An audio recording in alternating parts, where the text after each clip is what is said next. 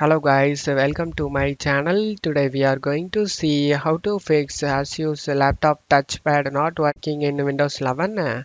Let's fix it guys. Method 1. You just need to press in keyboard F9 key and F6 key together on the same time to enable the touchpad feature. If this key doesn't work, then try pressing F9 key and F9 key together, or F9 key and F10 key together to enable or disable touchpad feature. If this method doesn't fix your problem, then let's move on to the method 2 guys. Method 2, you just need to open up Chrome and search for Asus Precision Touchpad Driver. Select the first link. In here you just need to scroll down and find a pointing device.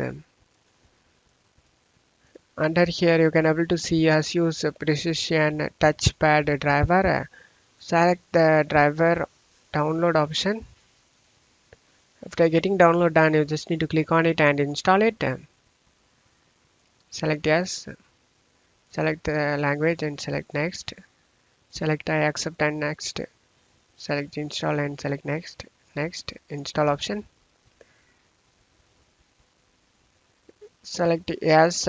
Restart the computer. Now select the finish option and restart your PC. After restarting your PC, you can check if the problem solved or not. If not, let's move on to the method 3 guys. Method 3, you just need to go to search menu and type device manager, click on open it. In device manager, you just need to expand the mice and other pointing devices. Under here you can able to see touchpad driver, Asus Precision Touchpad. Just right click on it and select uninstall device and select uninstall and uninstall the device.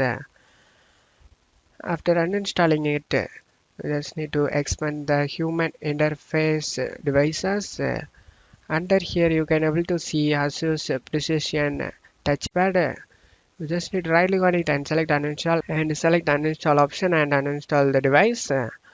After uninstalling it, you just need to find Microsoft Input Configuration Device under Human Interface Devices. If you see Microsoft Input Configuration Device, then you just need to right click on it and select uninstall device and then select uninstall and uninstall the device.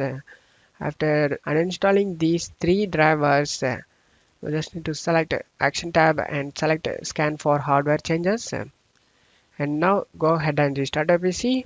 After restarting your PC, you can check if the problem solved or not. I hope one of these methods fixed your problem. If the video helped you, don't forget to leave a like guys. You can also subscribe me and support me guys. Thank you.